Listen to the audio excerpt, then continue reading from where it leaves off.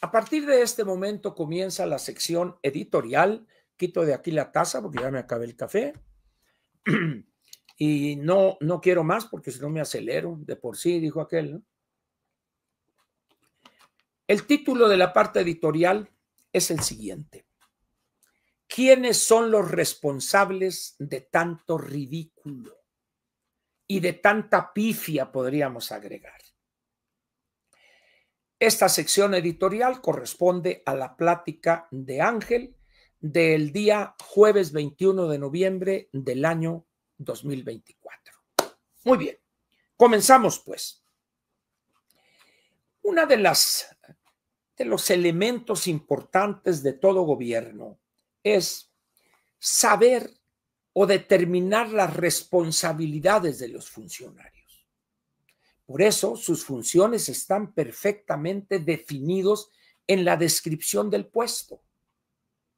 Nada de que no, pues que yo voy a bañar gatos este domingo. No, esa no es tu función. Esa déjala para Jesús Ramírez. Él es el especialista en bañar gatos y perfumarlos.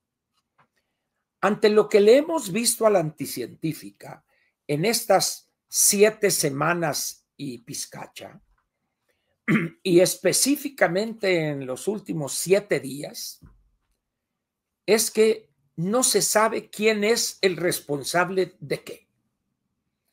Va en este viaje haciendo el ridículo, diciendo tonterías, hablando de que el programa de reforestación más grande del mundo, Sembrando Vida, es una bola de babosadas que nada tienen que ver con la realidad de este país. Es que hay que acabar con la violencia, debemos de sembrar vida, no sembrar muerte. Pues eso se lo debería haber dicho a López, que obtuvo 200,199,600, algo así, de homicidios dolosos por la violencia sin control de los grupos criminales apoyados abierta o encubiertamente por el gobierno de López Obrador.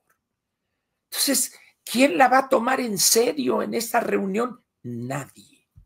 Absolutamente una sola persona no la va a tomar en serio. En esas condiciones, pues, un discurso que parecía estar en una reunión en Palacio Nacional con sus seguidores, pero no en la reunión del G20, cuando el mundo está a punto de entrar a un conflicto militar de dimensiones impredecibles ahorita, y ahí hablando de Sembrando Vida. Háganme el refabrón, favor. ¿Qué se puede hacer con alguien tan ignorante, tan incapaz al frente del gobierno mexicano? Nada. 36 millones le dieron su voto. Ahora bien, ella llevaba un discurso escrito. ¿Quién lo escribió? Porque ella puede decir, a ver, échate uno de eso, mira, di esto, quiero que diga esto, mencionen 8 veces a López Obrador, 3 veces sus grandes programas, porque hay que cuadrarse con el jefe. Muy bien, doctora. Y el otro se pone acá, no, y luego quita esto y que lo deja. Quiere decir que el responsable ahí debe estar. A ese individuo hay que despedirlo y fincarle responsabilidades penales por la empinada que le dio a su jefa, la presidente de este país. Pero no, ¿quién sabe quién es? Luego tenemos a un secretario de Relaciones Exteriores, pues que posiblemente como especialista en cuestiones psiquiátricas, pues no sé si sea bueno o malo, no lo sé, pero en Relaciones Exteriores el señor es una completa nulidad. Y ahí está, y ahí va a seguir. En materia económica, ese grupo de 20 países producen el poco más del 80% del Producto Bruto Mundial. ¿Qué hizo Ebrard? ¿Qué fue? Pues quién sabe. Eso les da a ustedes una idea del desorden, del desastre que es este gobierno. ¿Y cómo no lo va a hacer? Pues evidentemente porque es puro cascajo el que juntó.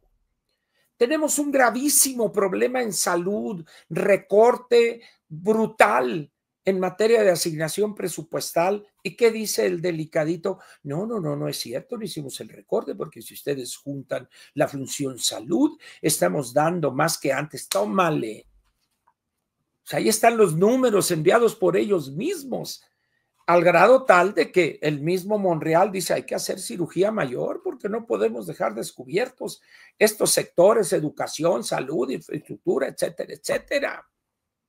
Es decir, un desastre, un proyecto de decreto de presupuesto que tienen junio, julio, agosto y septiembre y octubre, 5 meses preparándolo, 5 meses y vea la porquería que entregaron.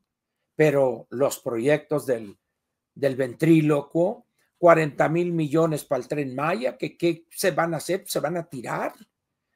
Dos Bocas no funciona, pero le vamos a dar a Pemex 136,000 millones para que pague los intereses y los papeles de deuda que emitió y hay para que más o menos vaya, pero le debe 400,000 millones de pesos a los proveedores. Es decir, ese es el gobierno de la científica, de la doctora en energía eléctrica y no sé cuántas babosadas más. Es una ignorante completa en materia de gobernación. Los resultados están a la vista. Ahora bien, ¿qué va a pasar con esta preparación del TEMEC, donde Estados Unidos y Canadá están unidos en las reclamaciones y exigencias a México?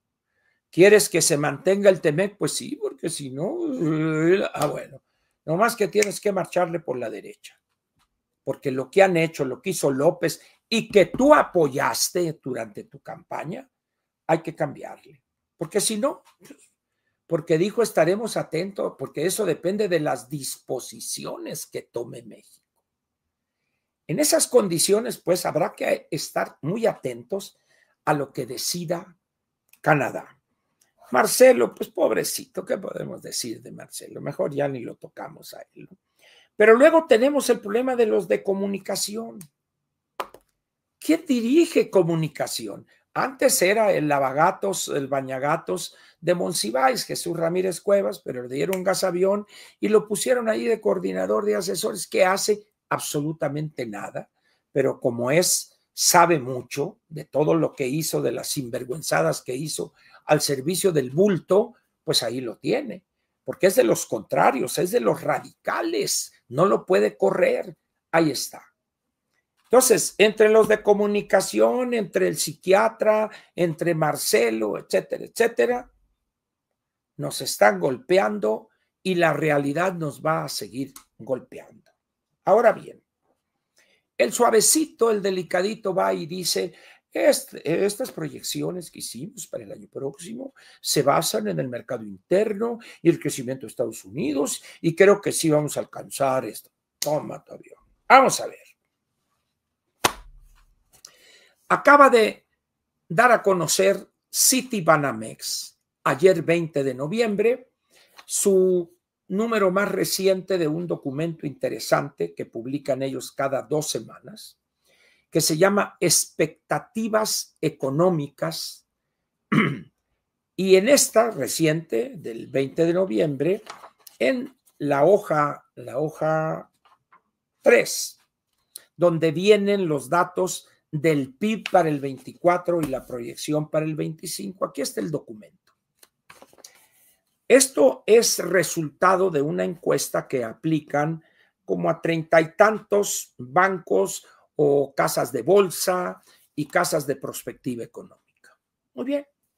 Y dicen, el máximo crecimiento para el Producto Interno Bruto del año 2024, el año en curso, el máximo es el 1.8% que lo planteó la casa de bolsa Vector, cuyo propietario o accionista principal es el ingeniero Alfonso Romo Garza.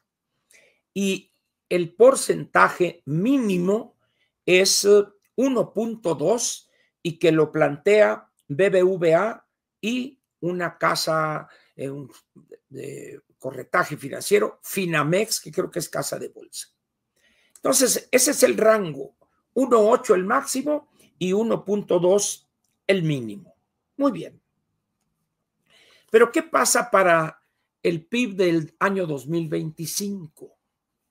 El máximo es el 1.9 y lo hace una casa de bolsa o una casa de prospectiva que se llama Signum Research, 1.9. Y el porcentaje de crecimiento estimado o proyectado para el 25 es 0.2, otra vez lo hace Citibanamex. Al margen de que tenga el 100% de probabilidad alguno de estos pronósticos de cumplirse, el hecho es que nadie plantea entre el 2 y el 3%, nadie.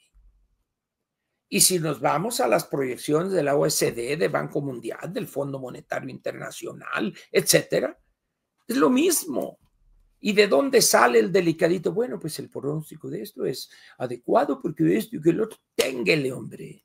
No tienen dinero. Es un desastre este gobierno. Los recortes que se vienen a partir de enero, febrero, agárrese. Agárrese. ¿Por qué?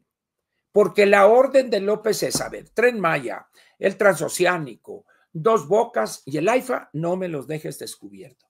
Oiga, presidente Obrador, pero es que educación me vale madre educación. Es que salud me vale, ¿para qué se enferman? Sí, y ella en vez de decirle, perdóneme, señor, pero está usted totalmente equivocado. El desastre que usted dejó me lleva a esto. Y en ese momento, ¿qué hace el bulto? Le ordena a Monreal, a ver, órale, plantea una reestructuración, pero una cirugía mayor para corregir eso, porque esta mujer está poniendo en peligro nuestro proyecto. Ñacas. Lo van a ver ustedes cuando se empiece a discutir este presupuesto. O una de dos, o gana ella y dice, no me le cambien ni una coma, o permite que Monreal y los suyos le corrijan y le enmienden la plana. Ese es el gran conflicto que existe hoy. Ahora bien, en esas condiciones, ¿qué va a hacer la anticientífica? Ni ella sabe, por desgracia. Ni ella sabe lo que va a hacer. Y luego dice el delicadito. Vean ustedes el título de esta nota. Yo tranquilicé a los mercados. Sí, Chuy, date bola, dirían allá en Obregón. ¿De dónde saca este soberbio? Yo tranquilicé a los mercados. Tú no tranquilizas ni a un miembro de tu familia, hombre. ¿A quién vas a tranquilizar tú? Yo tranquilicé a los mercados. Dice uno, no es posible que este hombre, después del desastre que dejen las finanzas públicas, en los años que estuvo como secretario de Hacienda, ahora habla de que yo tranquilicé a los mercados. Diosito, que no es posible, pues. Ahora bien, ¿confía usted en este delicadito, en el suavecito? No. Como diría aquel famoso espectacular de la maestra, yo tampoco. Cuando traía el pleito con Roberto Madrazo, ¿se acuerdan ustedes? ¿Quién confiaría en él? Nadie tampoco. Nadie. En esas condiciones, pues, dice uno, que Dios nos agarre confesados.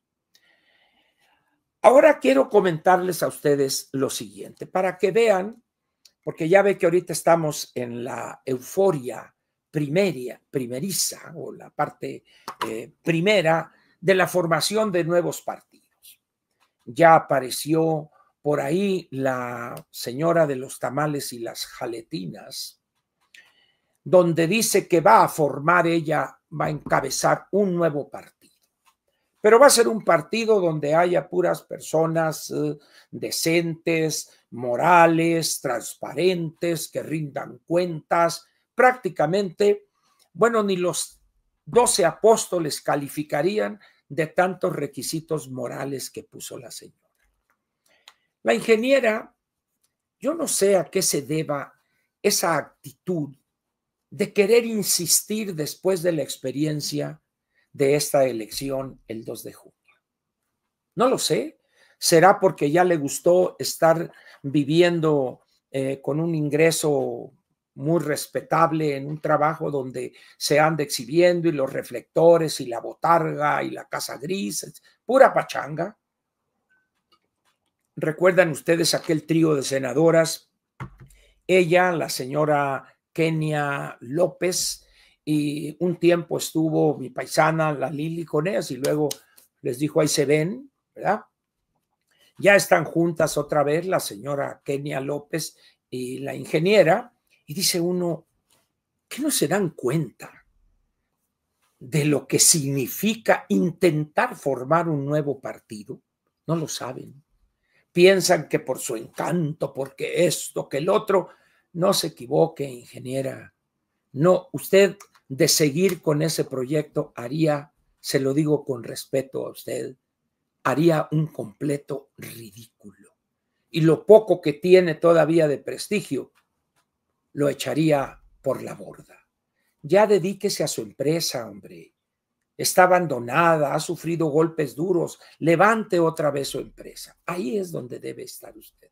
Pero ya la política para usted, ingeniera, ya pasó, ya deje que otros bailen. Ya bailó usted desde el gobierno de Vicente Fox. Ya tiene 24 años bateándola y bailando. Siéntese ya. Deje que otros bailen. Porque además en aquellos años, pues otros eran los ritmos, el 2020. Pero en fin. Otro de los problemas que hay en esta cosa de formar un partido es un intento que se sabe que lo está intentando llevar a cabo, valga la redundancia, Guadalupe Acosta Naranjo, uno de los cartuchos quemados integrantes del Frente Cívico Nacional, un perdedor nato, 2 veces perdió la gubernatura de Nayarit, del estado de Nayarit, etcétera, pero allá anda. ¿Por qué? Pues porque un partido. Y pues ya saben ustedes, ¿no? En ese ambiente donde se mueve no solo Guadalupe, sino otros, yo les digo que traen en la espalda un compresor de aire de 2 caballos de fuerza y andan con la manguera. Entonces ven acá uno y lo inflan. ¿Qué le parece a usted las condiciones para formar un nuevo partido en este proyecto que trae usted? Bueno, la Marea Rosa, la ciudadanía participarán con gusto y vamos a estar en la pelea. ¿De dónde? ¿Dónde está la Marea Rosa después de este desastre? No existe eso, hombre. No hay estructura, no hay nada, pues. Pero en fin, cada quien hace su luchita. Como dice un buen amigo, lo que tienen que hacer algunos para tragar. Son personas que no tienen cabida en otra actividad. La política, ¿por qué? Pues porque de diputados o senadores es un buen ingreso mensual, están en la palestra, declaraciones, un pleito por acá con Noroña, otro por acá con Adán Augusto, el hombre de la jirafa, etcétera, etcétera. Y ya se acostumbraron después de 20 y tantos años de vivir de esa manera, pues, porque no saben hacer otra cosa. Entonces, tal parece que a la ingeniera ya también le afectó ese virus del nada hacer y mucho cobrar. Ahora bien, la sociedad mexicana es hoy por hoy y desde hace muchos años una sociedad fundamentalmente ¿cómo se dice? Apática, valemadrista, 38 millones de abstencionistas y 36 millones que le dieron el voto, no saben por qué, salvo que porque recibían o van a seguir recibiendo una dádiva de 6,000 pesos bimestrales y otras cosas, etcétera. Pero su interés por lo público termina ahí cuando voto por la Claudia y vámonos a seguirle por allá. En esas condiciones, pues, ¿qué pasa con eso que llamamos la intelectualidad o el círculo rojo? Esas gentes que acá son los analistas, que son los, ¿quiénes diré? Los que están en tercer grado o en la hora de opinar, esos son los que iluminan nuestro camino en este mundo lleno de obstáculos. Pero resulta que los millones y millones y millones de ciudadanos no los ven a estos ni los conocen. Y cuando llegan a sintonizar ahí por accidente en el programa un día en la noche, no les entienden. Porque estas personas hablan con un lenguaje que que a veces ni siquiera ellos mismos se entienden. Esto usted que me sigue aquí sabe que me he expresado una y otra vez en contra de esos lenguajes rebuscados acá con expresiones que el ciudadano de a pie, que es al que deberíamos convencer para que vote por la oposición el 27, no les entiende a esos intelectuales, a esos académicos, a esos investigadores, a esos opinantes, etcétera, etcétera. Muy bien. Alguien dirá, no, este pinche Ángel dice eso por envidioso, porque nunca lo invitan a esos programas. No. Aquí voy a leer 2 párrafos de una columna escrita ayer, bueno, aparecida en Reforma, de la autoría de Luis Carlos Ugalde, que se llama Antipatía Liberal. Ese es el título de su colaboración. Luis Carlos Ugalde es una persona conocida en el círculo rojo e hiperrojo. Es un analista político serio, es una persona con una formación académica de primera. Él obtuvo su doctorado en Harvard y además fue maestro ahí en esa misma universidad. Regresa a México y es designado integrante del Consejo General del INE, en aquel entonces IFE, y presidente de ese Consejo General. Le tocó a él aquella elección donde perdió López Obrador frente a Felipe Calderón, si no estoy equivocado. Muy bien. Posteriormente él sale de ahí en una venganza que algún otro partido ejerció en contra de él. Desaparecieron ese consejo para cobrar venganza en contra de Luis Carlos Ugalde.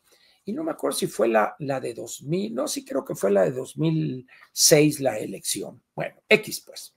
Entonces, el DEG sale de ahí, escribió un libro que le recomiendo que lo busque. Es un libro, ahorita no se encuentra, no hay una nueva edición, que se llama algo así como Así lo viví, es el título.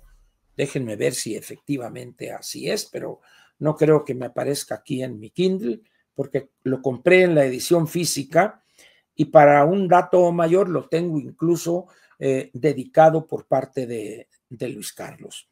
Vamos a ver si encuentro aquí el título correcto. Déjeme ver, porque en una librería por ahí lo puede encontrar. No. Tengo los otros 2, Dinero bajo la mesa, que escribió a la limón con María Amparo Casar, y otro que se llama Por una democracia eficaz. Pero este que les digo, Así lo viví, que es el recuento de ese proceso electoral, el del 2006, no lo tengo aquí. En edición física lo debo tener ahí, de todos los libros ahí que aparecen ahí detrás de mí. Muy bien. Entonces, él se desaparece un tiempo y crea quizá uno de los mejores think tanks, si no es que el mejor en México, que se llama Integralia, donde hacen análisis para empresas, para instituciones diversas, sobre temas políticos, electorales, análisis de riesgo, etcétera. Y tienen una serie de documentos que son abiertos para el público. Por eso, si le interesa a usted, yo le recomiendo que en su buscador ponga Integralia y ahí verá usted varios documentos con motivos políticos o electorales muy interesantes. Muy bien. Él escribía en El Financiero, todavía hasta hace poco, seguramente por sus posiciones críticas le levantaron la canasta e inmediatamente Reforma le dice, vente para acá, y a la siguiente semana ya estaba escribiendo en Reforma, que es de donde yo tomo esto de la edición electrónica, y voy a leerles a ustedes 2 párrafos cortos, de 5 líneas, uno, y de 5 líneas el otro. 6 líneas uno y 5 líneas el otro. Ahí le va. En estas semanas de destrucción del Poder Judicial, sus aliados no lograron una narrativa fresca para explicar los riesgos de la reforma. Una organización empresarial, por ejemplo, publicó un comunicado lleno de términos inentendibles. 2 puntos: Estado de Derecho, equilibrio de poderes, medios de control constitucional, entre otras joyas de un galimatías para dormir al público. Otras organizaciones y gremios publicaron cartas de expertos cuyos contenidos tuvieron pocos lectores. En contraste, la conversación sociodigital mostraba indiferencia ante la reforma judicial y simpatía de los públicos atentos. ¿Qué plantea aquí Luis Carlos con una claridad meridiana? Señores, si la oposición quiere incidir en la visión del ciudadano, tienen que aprender a hablar con sencillez, con claridad y partiendo de los problemas que sienten esos millones de mexicanos. Pero cuando surgen estos conceptos, Estado de Derecho, ¿qué es para una persona que trabaja en la informalidad o para un obrero que gana quizá 8 o 10 mil pesos al mes? Estado de Derecho. Pero ¿cómo se van a rebajar, dicen ellos, a hablar como habla, diría Kiko, la chusma, la chusma, la chusma? Pero viene otro párrafo. Quienes defienden la democracia liberal con frecuencia le hablan a quienes ya son adeptos con jerga de especialistas en lugar de salir de las telarañas y hablar con buen español y, sobre todo, con un español empático, es decir, que se relacione con el oyente, que haya empatía, que haya un efecto positivo y una relación entre esos dos. La defensa de la democracia liberal implica, más que tener razón, es convencer, y para ello se requiere un lenguaje empático. Sin empatía, la destrucción de la democracia no solo será incomprendida, sino también ignorada. Son 2 párrafos, esos marcados en amarillo. Todo el artículo vale la pena leerlo y releerlo. Y estas cosas que digo respecto a la forma de hablar de estas personas, no lo digo yo, lo está diciendo Luis Carlos Ugalde. Cuando ustedes escuchan a alguien de esos programas de opinión y un lenguaje rebuscado, no voy a decir los de tercer grado y los de la hora de opinar porque me regaña mi mujer, ¿verdad? Pero otros, pues otros programas, mesas redondas y bueno, en el devenir histórico de la sociedad mexicana, tenemos choques entre las fuerzas simpatizantes de la 4T y las opositoras que en ese enfrentamiento tratan de imponerse una sobre otra para sacar adelante su programa político y en un momento ya no saben ni de qué están hablando. Mucho menos el ciudadano común y corriente, con una preparación de unos pocos años de educación formal, con un trabajo que lo hace llegar a su casa muerto a las 8, 9, 10 de la noche, etc. Eso no lo entienden los Acosta Naranjos, la señora de las gelatinas, la senadora Kenia, la otra, no, porque ellos están acá arriba. Pero resulta que los votos, las decenas de millones de votos que importan, están acá abajo. Personas que hablan a calzón quitado, como diría el clásico, que hablan directo, no rebuscado. Eso es lo que no entiende esta gente.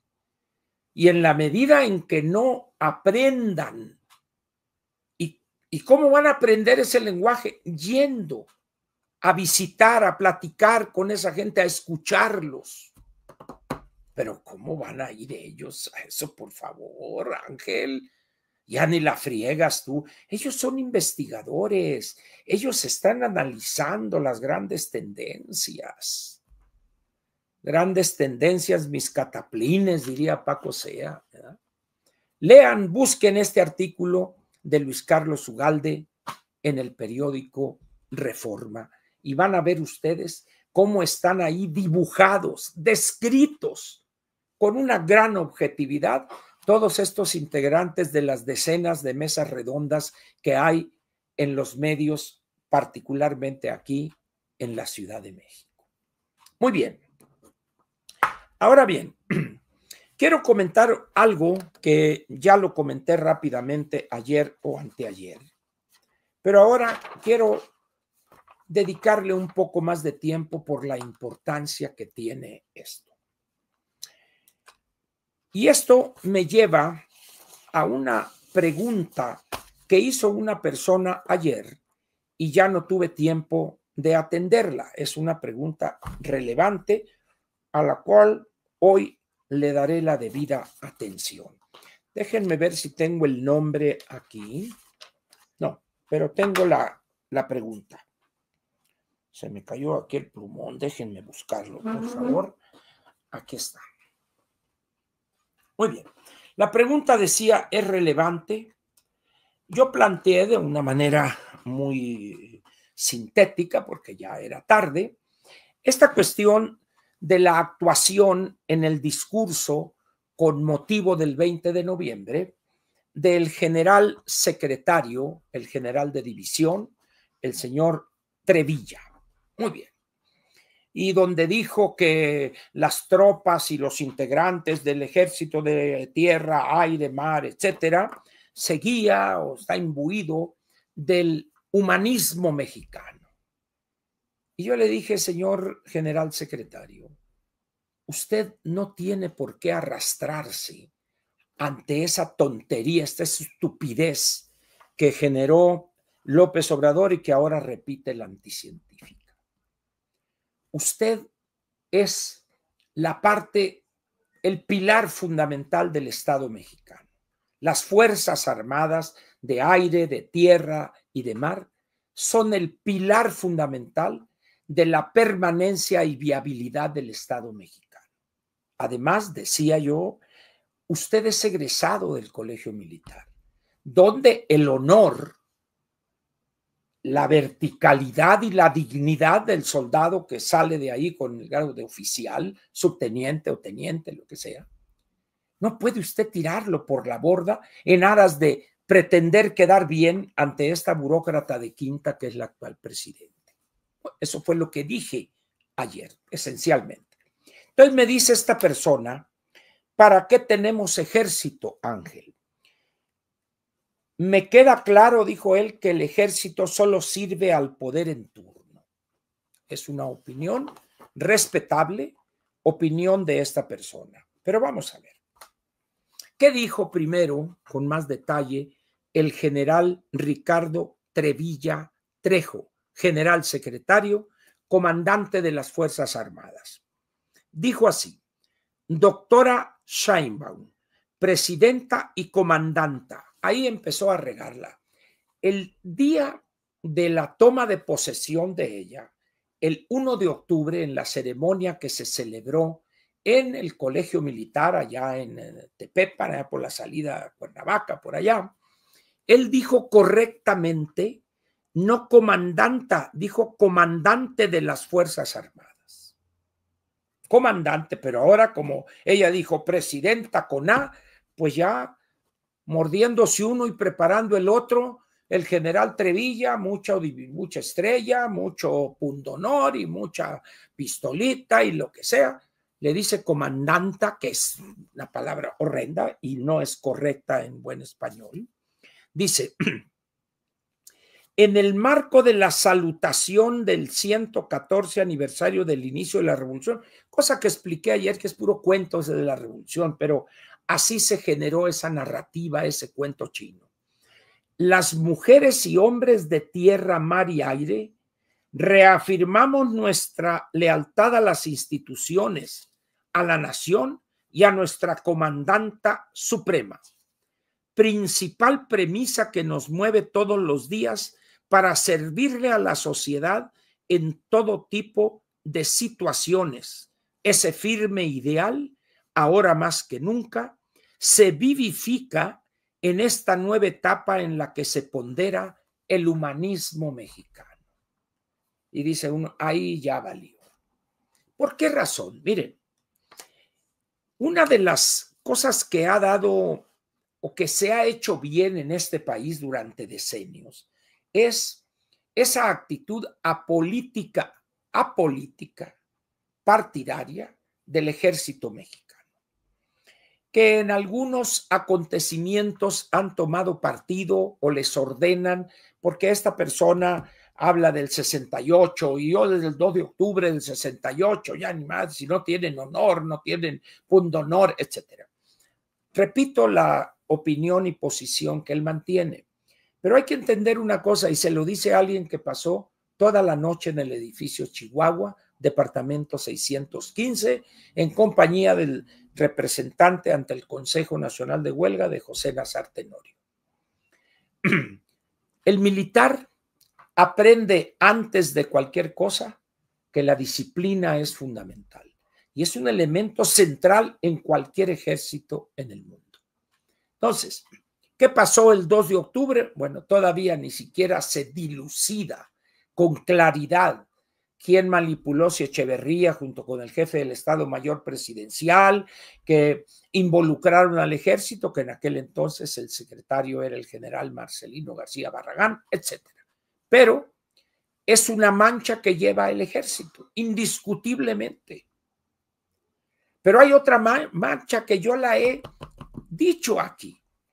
Cuando asesinaron por la trampa que les tendieron a los integrantes del grupo aquel que asaltó el cuartel de Madera el 23 de septiembre de 1965, un general, Praxedis Giner Durán, a la sazón gobernador de Chihuahua, que cuando los deudos pidieron que les entregaran los cuerpos de sus familiares, él dijo no, a la fosa común, y aventaron como costales de papas a la fosa común los cuerpos de estos guerrilleros.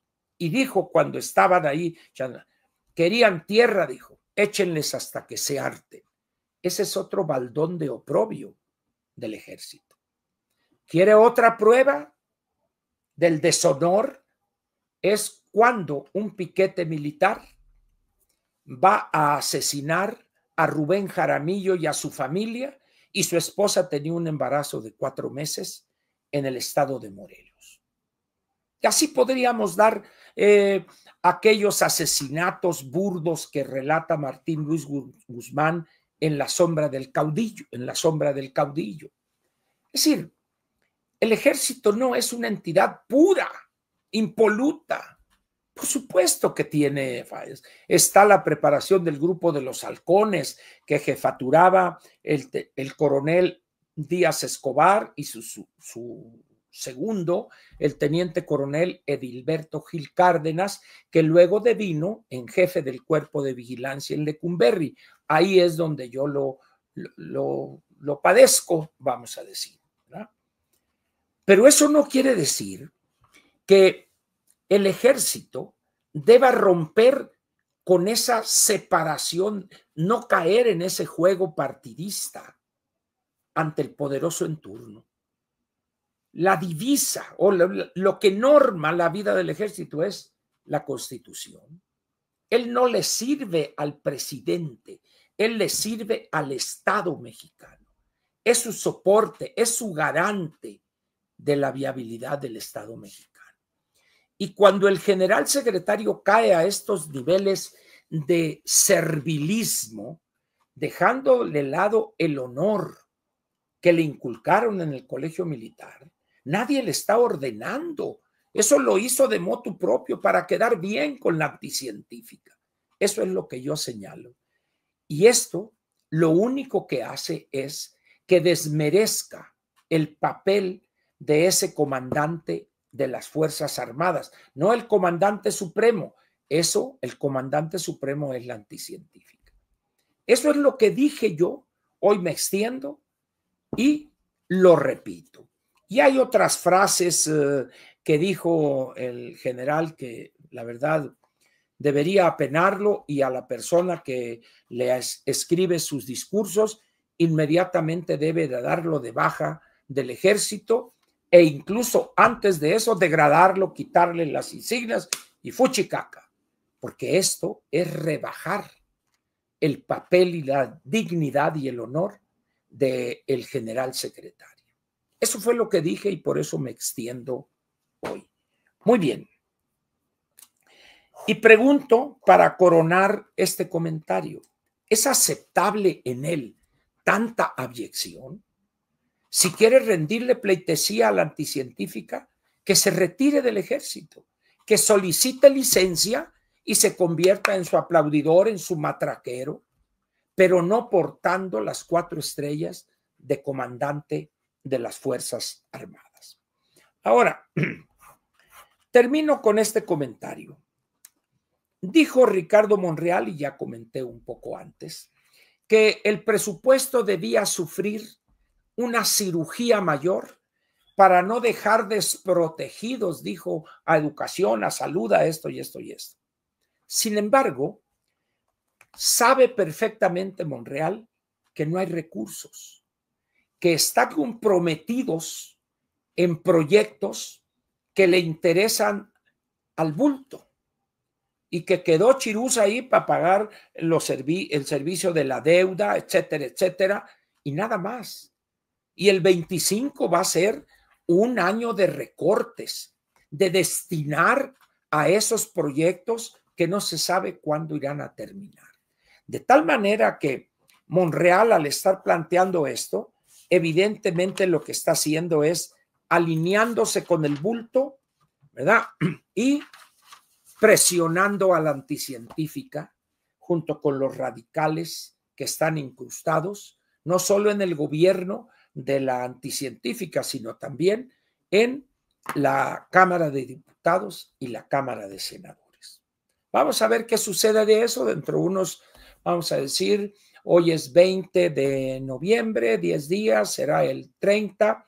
En unos 10, 12 días estaremos viendo la discusión del proyecto de decreto de presupuesto de egresos de la Federación. Y termino con lo siguiente. El doctor en agricultura, el doctor Sergio Soto, pues lo conocí allá en Obregón, una vez fue a verme allá a casa de mi cuñada, allá en Obregón, en el Plan Oriente o Colonia Benito Juárez, y nos regaló en ese momento, ¿verdad? Unos dátiles. Una cosa increíble, increíble así, pero una delicia así.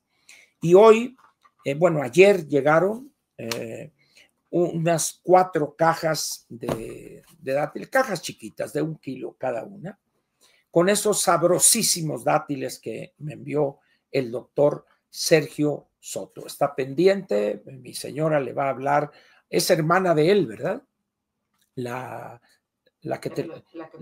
Así es su hermana para que nos diga de cómo va a ser. Muchísimas gracias, doctor, es usted muy amable. No sabe usted cuánto me gustan a mí esos dátiles. Gracias, en verdad. Soy muy tragón yo para eso y esas cosas me encantan.